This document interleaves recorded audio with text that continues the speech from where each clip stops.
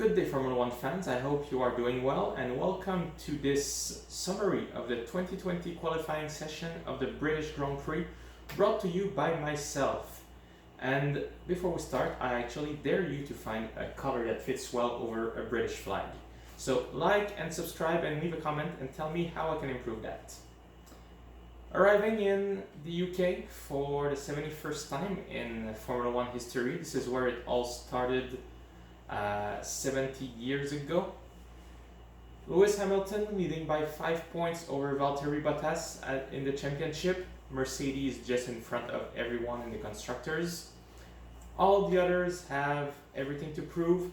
Nico Hülkenberg making his way back with Racing Point after Sergio Perez got diagnosed with COVID-19.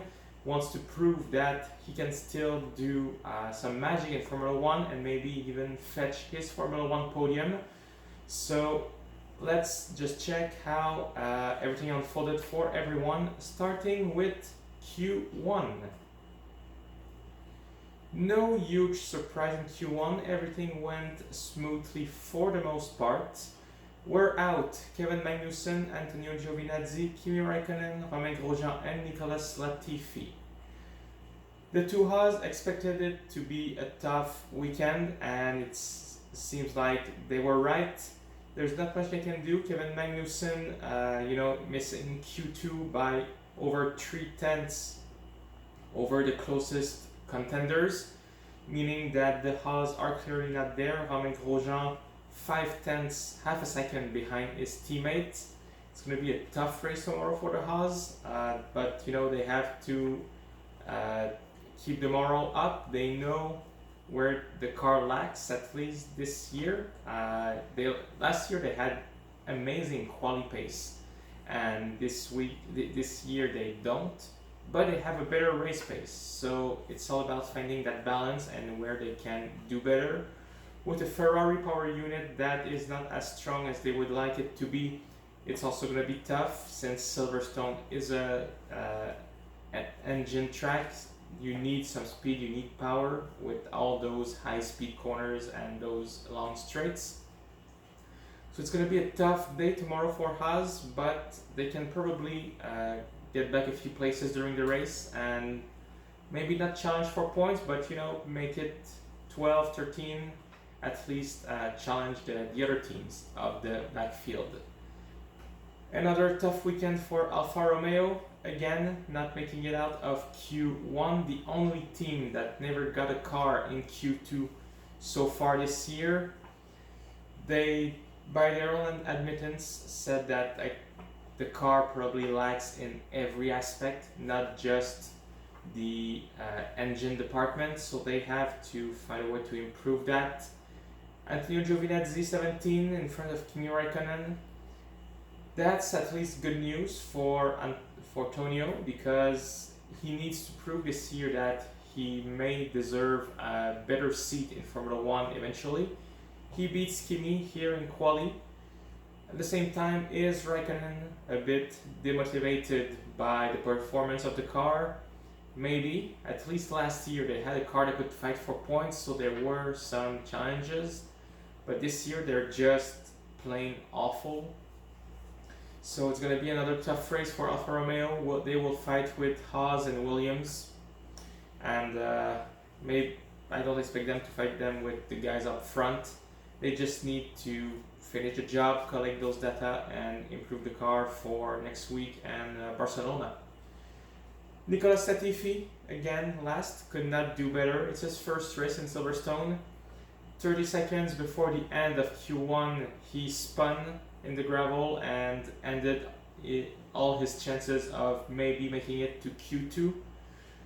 At the very least, George Russell made it over 1 second faster than Latifi, so there is some potential for this Williams to be in Q2. I think they are now showing that they are a team that can consistently fight for Q2 and that they are truly in that backfield fight.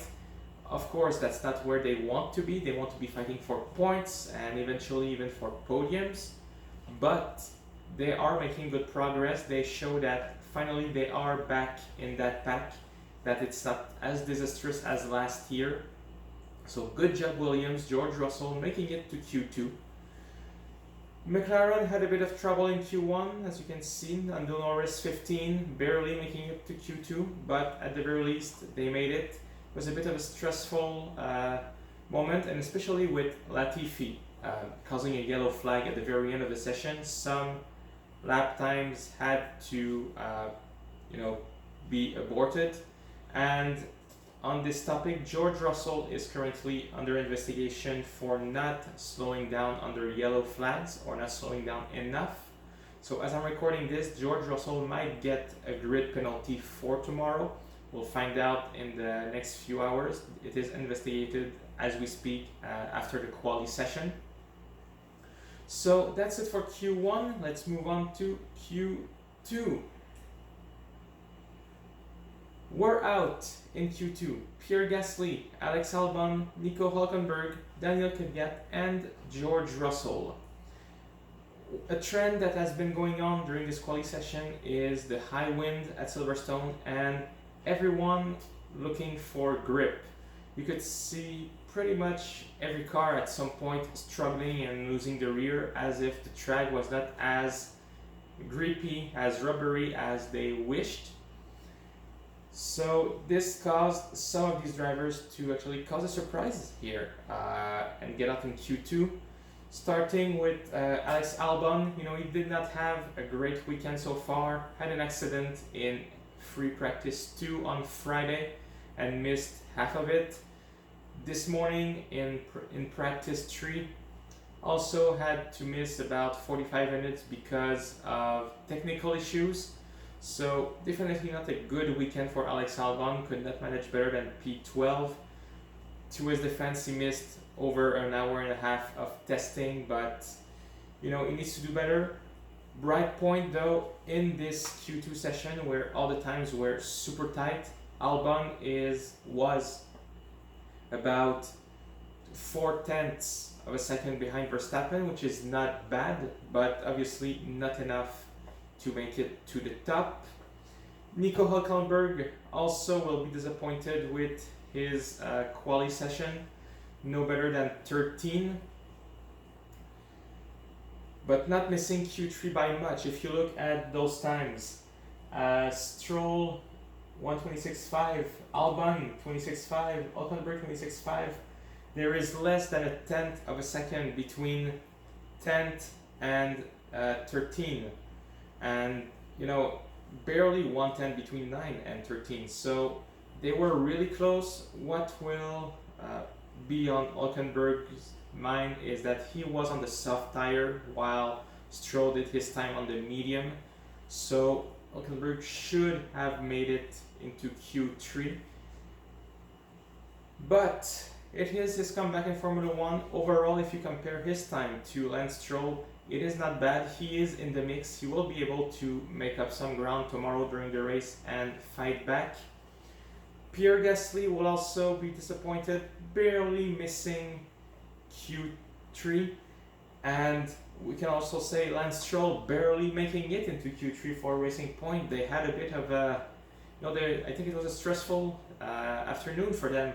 Stroll and Gasly both getting the exact same time. So the only difference here is that Stroll did that time first, meaning that yes, he took part in Q3 while Gasly was out. At least Gasly will get a choice of which tire he wants to start the race on. Stroll will start on the medium, which is very good also for Racing Point that they managed to get to Q3 with those tires for Lance Stroll. Daniel Kvyat struggling with grip, could not find pace really for AlphaTauri, but still only 0.2 away from Q3. And George Russell was just not there, but it was to be expected. Williams does not have the pace to compete with the higher ups. Good job still, starting 15 for Russell. And now let's head on to Q3. As you can see, Lewis Hamilton claiming his 7th pole in Silverstone. Lucky 7 maybe? could be a sign of another race win at the British Grand Prix. So let's start at the top this time. Lewis Hamilton just so fast on this Silverstone circuit.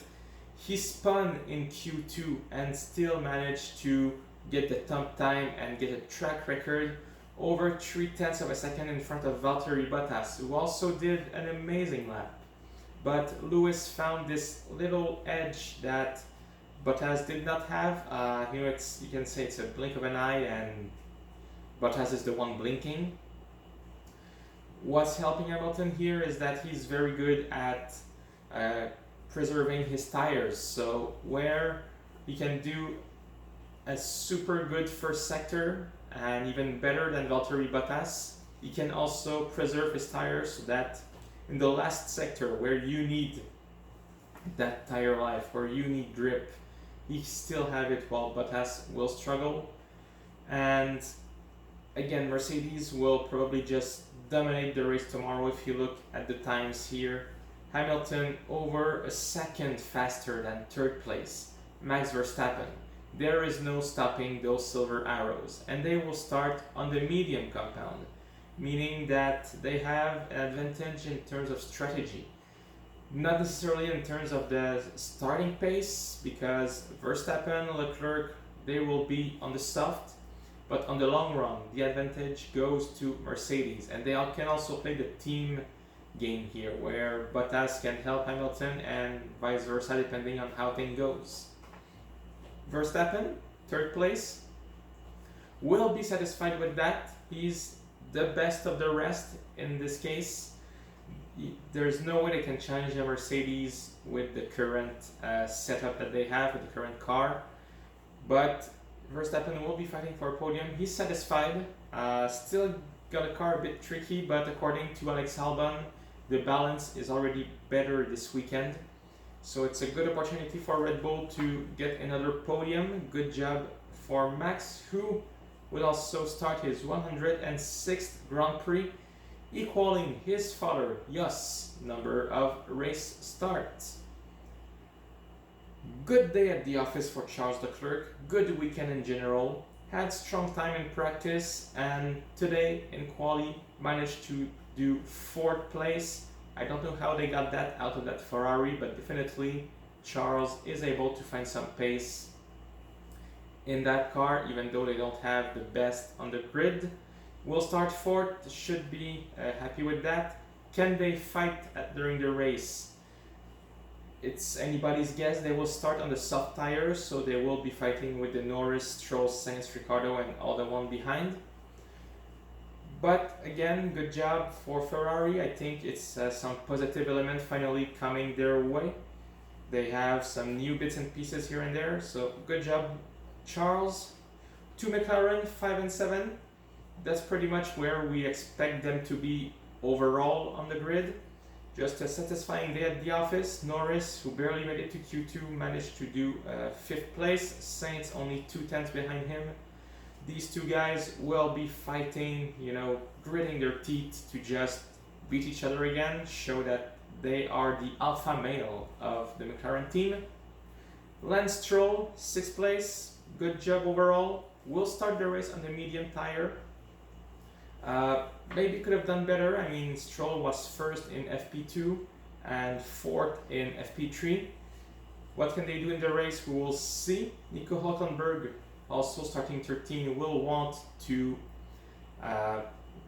make up some ground, and we've seen from Hulk that he can challenge Lance. He adapts super quickly. His quality time that kicked him out of in Q2 was just that much close from beating Lance Stroll. So it's a team to watch. I'm pretty sure that Racing Point can come up and fight with the Red Bull and the Ferrari of Charles Leclerc. Renault, 8 and 9, making it to Q3. Good job overall. They wish they can be better, but I think it's where they will be even in the race. Ocon, big improvement this weekend, only 2/10 behind Daniel Ricciardo. finally, maybe he is unlocking his potential with that Renault. We're gonna have to see in the race. We know that so far it's not been super conclusive for Esteban Ocon, still got to adapt. But good job, Renault. And Vettel, it's also a weekend to forget so far. Yes, he made it to Q3, but awful practice sessions, lost a lot of time because of technical issues. Made it to Q3 on the medium to his defense, so he will have the better strategy advantage of the two Ferraris at the start of the race. But in Q3, could not manage better than 10th place, over 2 seconds away from Lewis Hamilton. So what will happen during that race? It's pretty much anybody's guess. Worth mentioning, Charles Leclerc currently under investigation for unsafe release from the pit in front of Daniel Ricciardo and Lance Stroll. And will the Mercedes be able to keep it together during the race? We saw Lewis Hamilton spinning at the start of Q2. Valtteri Bottas, who looks super strong, complained that in Q3 the rear end of the car started to be a little bit tough to control. So can they keep it together during the race? We'll see. I think they can, but it's a long race obviously. And so far it's looking for an 8th win in a row for, not even in a row, well, sorry, I missed my number. A good, another win for Mercedes at that track. They have not lost in Silverstone since the start of the hybrid era. So that would have been 14, 15, 16, 17, 18, 19. That would be their 7th win in a row, yeah. So look forward for that race. I think we're going to have plenty of actions with a grid that is actually pretty mixed up in the front, with all the top guys, all the top teams being mixed. You know, Ferrari 4th, McLaren 5th, Racing Point, McLaren, Renault. These guys will want to make it back. Nico Hülkenberg will want to also make some ground. Albon for sure will be fighting to climb up again. Daniel Kvyat will have a 5-place grid penalty for changing his gearbox, meaning that he will start in 19th.